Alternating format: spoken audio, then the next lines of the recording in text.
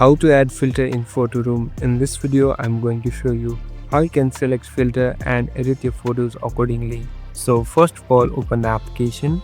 Now right at your home page, if you slowly scroll down, here you'll be able to see different options and different filters available. Now here you can select the filter that you want to choose. Here I'm tapping on one. Now you can simply select the image that you want to have or apply the filter on. So here I'm selecting this image.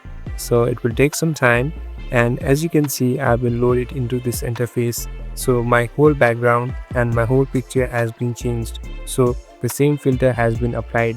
Now you can even do some edits here according to your preference and simply tap on done, and you are done in this application.